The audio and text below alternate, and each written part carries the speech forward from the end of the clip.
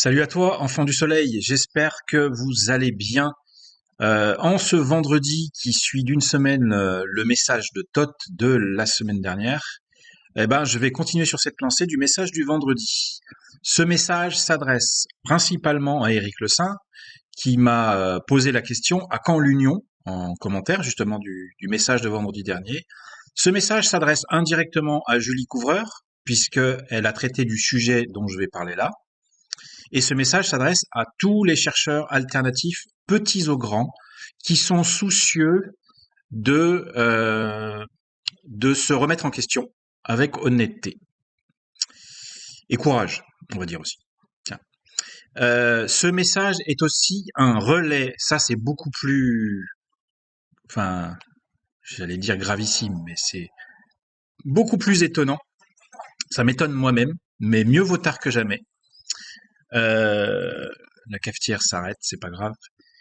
Ce message est un relais euh, d'un mea culpa de Graham Hancock qui date de 1998, qui a 25 ans.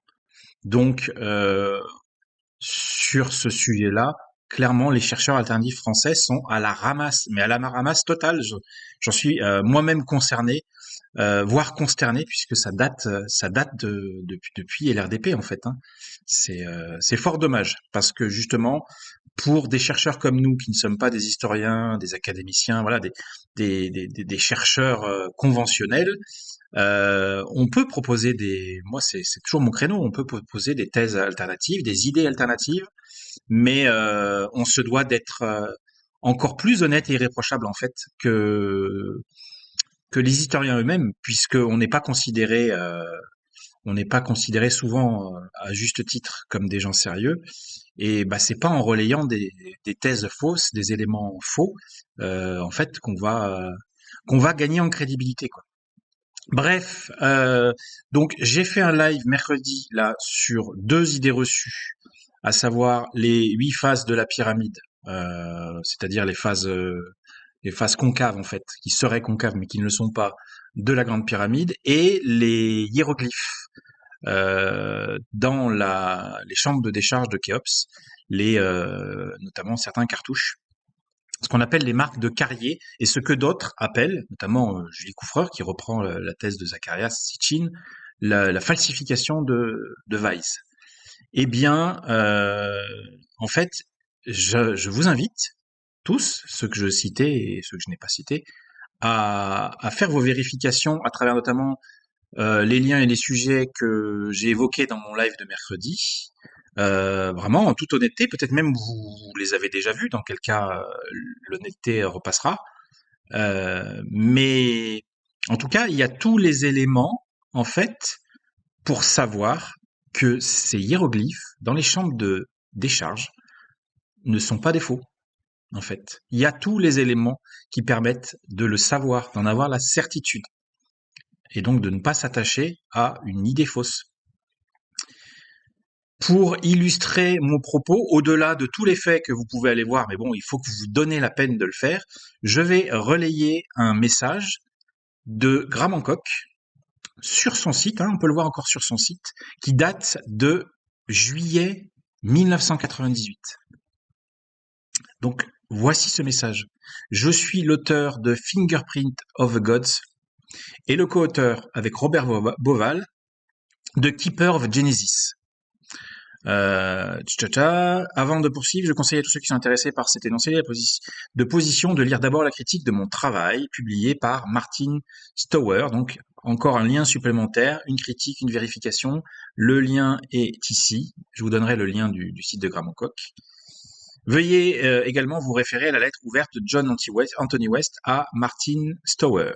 Bref, voici les points évoqués par Graham Hancock. En ce qui concerne les hiéroglyphes de marque de Carrier, dans les chambres il y a marqué de soulagement, mais c'est une traduction automatique qui est pas bonne. Dans les chambres de décharge au-dessus de la chambre du roi dans la grande pyramide, j'ai été, à juste titre, pris à partie pour avoir soutenu sans critique la théorie de la falsification de Zacharias Sitchin.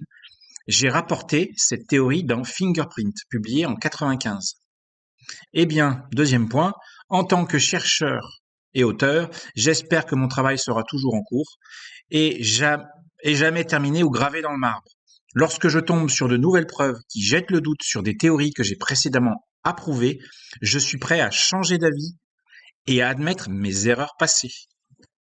Ce qu'il faudrait qu'on fasse tous, chercheurs alternatifs, encore une fois, je le répète, pour garder en crédibilité, ou gagner même en crédibilité. Parce qu'en fait, on n'est pas crédible aux yeux de beaucoup de monde. 3, comme John West l'a gentiment rapporté dans sa lettre ouverte à Stowers, j'ai changé d'avis. Qui le sait ça? Qui le sait? Moi, j'en ai jamais entendu parler. J'ai changé d'avis sur la validité de la théorie de la falsification. Les chambres de soulagement, donc de décharge, sont strictement interdites au public et sont extrêmement difficiles. Donc, blablabla. Il explique que, cependant, en décembre 97, Zaya Was m'a permis de passer une journée entière à explorer ces chambres.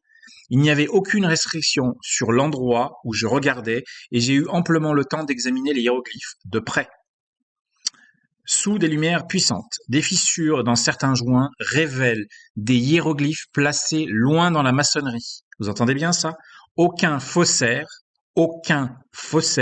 n'aurait pu y arriver après la mise en place des blocs, devrais-je ajouter, qui pèsent des dizaines de tonnes. La seule conclusion raisonnable est celle que les égyptologues orthodoxes ont déjà longtemps soutenue, à savoir que les hiéroglyphes sont de véritables graffitis de l'Ancien Empire et qu'ils ont été barbouillés sur les blocs avant le début de la construction, par les carriers donc, ok?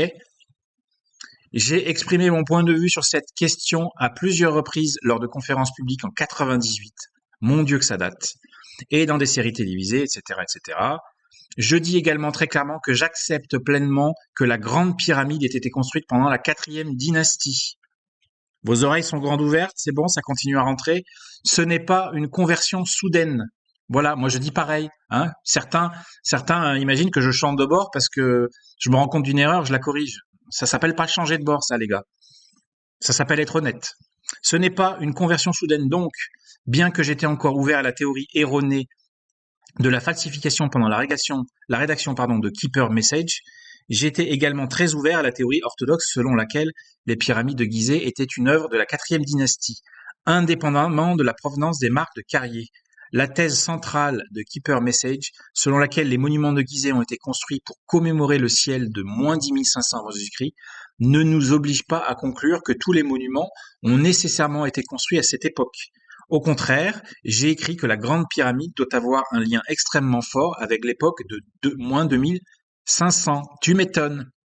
Radiocarbone 14, thermoluminescence, même les corrélations astronomiques que je montre dans certaines vidéos pointent cette date, c'est-à-dire moins 2600. On peut aller même jusqu'à éventuellement moins 3100, mais on n'est pas en moins 10 500 et on n'est pas ailleurs en fait que aux alentours de moins 2500. Donc ça, Graham Hancock l'écrit, le dit en 98, il y a 25 ans. Voilà, donc la date approximative à laquelle tous les égyptologues et archéologues croient en fait qu'elle a été construite. Plus tôt dans Fingerprint, j'ai suggéré que le plan au sol des monuments aurait pu être conçu en moins 10 500, mais que les monuments eux-mêmes auraient pu être construits sur une période de 8000 ans. Bon après, voilà, il change pas tout ce qu'il pense non plus. Hein. Mais il reconnaît au moins une erreur. Il se réadapte. Il change pas son logiciel en entier, mais il fait quand même une mise à jour honnête. J'ai souligné que les célèbres puits en étoile de la Grande Pyramide reliaient sans équivoque le monument à l'époque de moins 2500 avant Jésus-Christ, et que le niveau de construction traversé par le puits pourrait être expliqué comme le travail ultérieur du même culte de longue durée qui a tracé le plan de Gizeh en moins 10 500. Bon, au passage, je sais pas les preuves qui lui font le lien vers moins 10 500, à part quelques éléments, notamment montrés par exemple Mathieu Lavaux, mais c'est un peu faiblard quand même, mais pourquoi pas.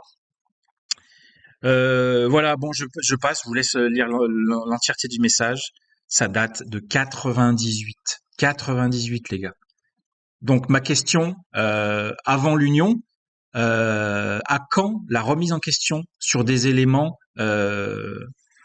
sur lesquels il ne faut surtout pas continuer à s'accrocher si on veut rester crédible?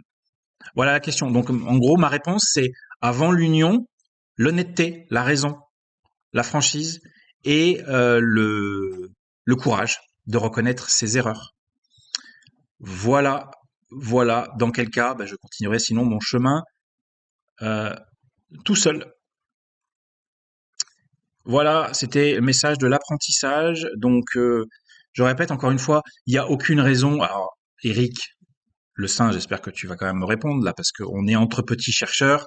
Je ne m'attends pas à ce que quelqu'un comme Julie Couvreur, qui a une grande tribune avec YouTube, donne réponse ou corrige les erreurs qu'elle a pu faire, notamment en répondant aux débunkers. Moi, ces débunkers, eh ben là, pour le coup, je les remercie, parce qu'au final, ils ont leurs utilités. Quand des faits sont exposés, qui que ce soit qui les propose, ces corrections, ou ces faits, je les accepte. Voilà. Et donc, merci à eux et merci d'avance. Je pense pouvoir dire malheureusement à la minorité des chercheurs alternatifs qui sauront, bien après Graham Hancock, reconnaître leurs erreurs et se réajuster avec honnêteté. Je vous remercie pour votre attention. N'oubliez pas de vous abonner, les commentaires, tout ça. N'hésitez pas à commenter, donner votre avis. Vous pouvez ne pas être d'accord, donnez vos avis. On continue à échanger et puis moi, je continue avec mon planétarium parce que ça, pour le coup, Tot ne va pas me lâcher sur cette histoire. Merci, à bientôt.